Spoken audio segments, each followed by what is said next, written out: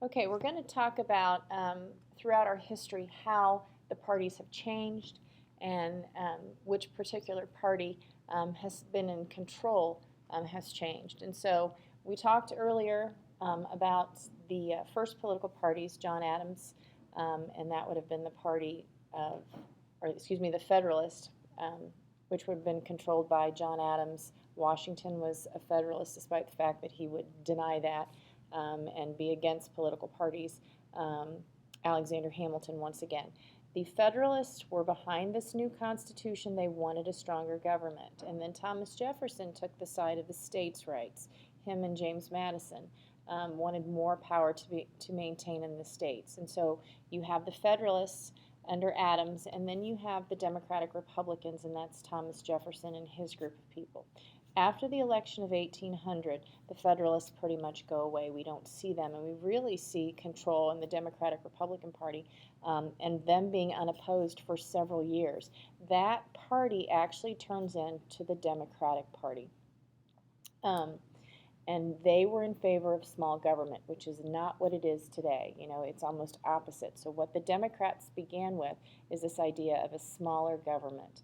Um, and then what we see happen throughout the period of time, um, and anytime we see transitions in power, it's usually because of some fairly significant event, whether it's an economic crisis or whether it's a war. So make sure that you know that. There usually is something that jars the public into switching parties.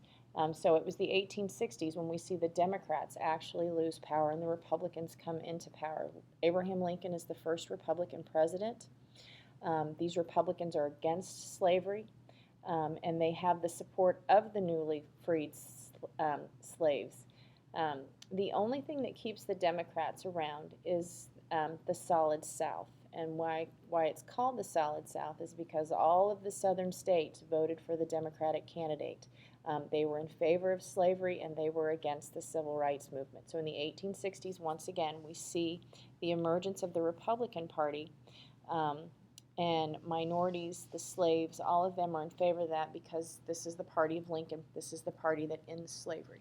The Solid South is what keeps the Democrats around. So if we looked at a map, and we will look at one, you'll very much see the states down at the bottom would have been red states. The states in the north would have been blue states.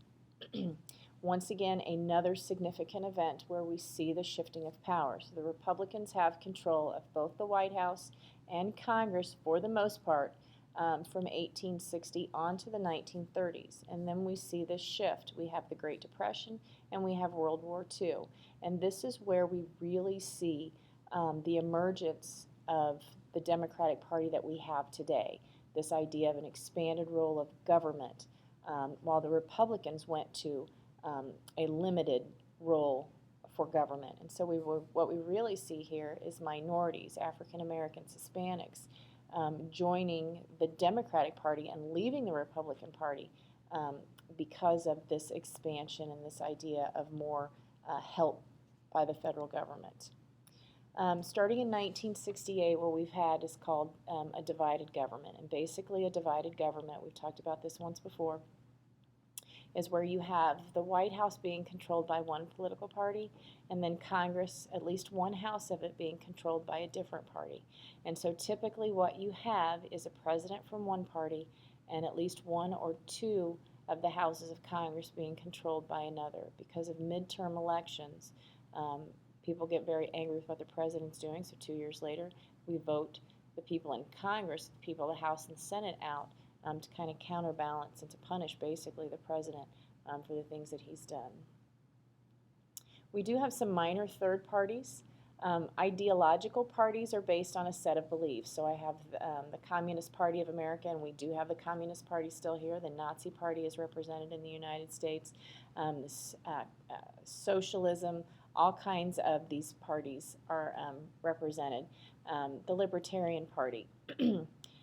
They're basically, they think that the federal government should stay out of it, that it should be left up to the states. They are all about the 10th Amendment and reserved powers, that the federal government does not have the power to do the things that they think they do or that they do, and that they should completely stay out of it.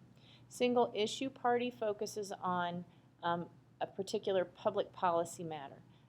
The National Women's Party, which was formed before the 19th Amendment, their only issue that they ran on was to get the women's right to vote. So we'll look at different types of single issue. There's one issue that they're pushing, and that's all they're concerned about. Then you have economic protest parties. The Tea Party that we have today would be an economic protest party.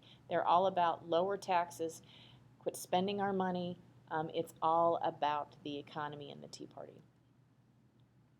You have splinter parties, and then you have a spoiler. Splinter parties, they split from the main party. An example of this would be when Teddy Roosevelt split from the Republican Party. William Howard Taft was the incumbent, and he was running for re-election. And Woodrow Wilson was also running for election. And what happens is that Teddy Roosevelt was a Republican, and he split from that party.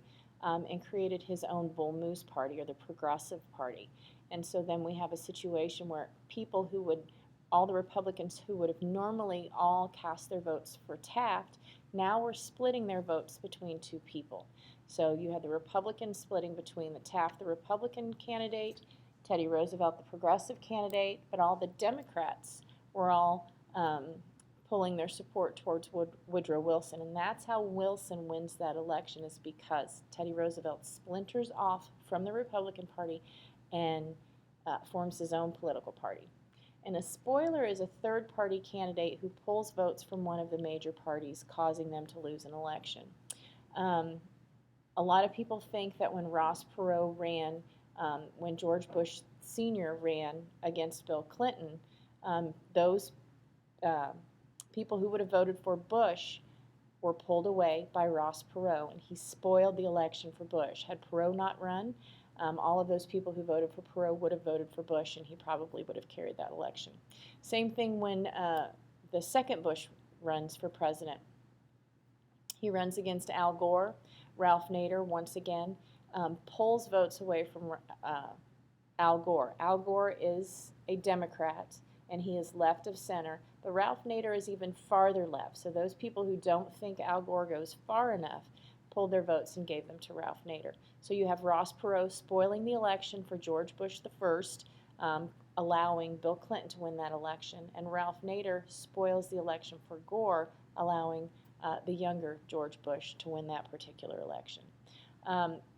And you know, a lot of people don't want to vote for these third-party candidates because they think that they are throwing their vote away, that their vote won't count. But make sure you get this in your notes. These third-party candidates are very, very important, because the more support they get, the more these main parties, the Republicans and the Democrats, realize that people are wanting change, that if we're not careful, one of these will become a mainstream candidate, and we might lose even more votes. So a lot of times they will embrace some of the larger issues that these parties are pushing for. The Tea Party is a good example. The Republicans knew that they were losing support from people who were very far right in their ideas on the environment, or not the environment, but on the economy. And so what they did was embraced some of these Tea Party ideas. And we do have several candidates, or several people actually, who are in office that are pulling the Republicans to the right to try and get more support. So you cannot ignore a third-party candidate.